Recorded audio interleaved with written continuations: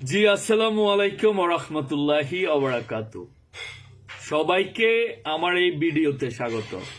আমি এখন আসছি আমাদের বর্তমান সরকারের সড়ক ও সেতু মন্ত্রণালয়ের মাননীয় মন্ত্রী মহোদয় আমাদের ওবায়দুল কাদের স্যারের দৃষ্টি আকর্ষণ করে আমি একটা প্রশ্ন করার জন্য।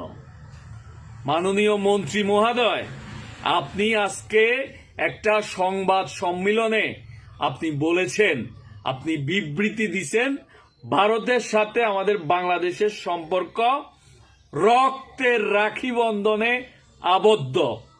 মাননীয় মন্ত্রী মহোদয়, আপনার দৃষ্টি আকর্ষণ করে আমি আপনার কাছে বিনীতভাবে প্রশ্ন রাখতেছি, এই রক্ত কি সেই রক্ত যেই রক্ত প্রতিনিয়ত আমার দেশের অসহায় নিরস্ত্র মানুষগুলাকে ভারতীয় সীমান্ত রক্ষী বাহিনী, মাতাল বাহিনী গুলি করে প্রতিনিয়ত আমাদেরকে রক্তাক্ত করতেছে, আমাদের রক্তক্ষরণ করতেছে?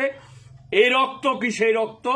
এই রক্ত দিয়ে কি আপনি ভারতের সাথে বাংলাদেশের রাখি বন্ধনে আবদ্ধ করতে চাচ্ছেন? দুঃখ লাগে আপনাদের মতো ব্যক্তিদের কাছ থেকে এই ধরনের কথাবার্তা শুনলে। আমরা খুবই দুঃখ পাই, হতাশ হই। আফসোস, আমরা এই দেশে বাস করতেছি।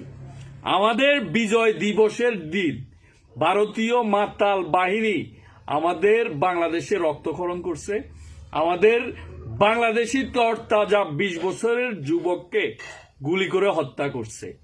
গত 2 দিন আগেও আমাদের বাংলাদেশের একজন মহিলাকে গুলি করে হত্যা করছে। এই বছরেও 50-এর অধিক সীমান্ত হত্যা হয়েছে। ভারতীয় সীমান্ত রক্ষী বাহিনী বিএসএফ নির্বিচারে পাখির মতো গুলি করে হত্যা করতেছে। তবুও আপনাদের মতো ব্যক্তি সরকারের সর্বোচ্চ পর্যায় থেকে এই সমস্ত কথাবার্তা বললে আমরা কষ্ট পাই, আমরা হতাশ হই। বাঙালি হিসেবে আফসোস, এই দেশে বাস করতেছি, আর কিছু বলবো না।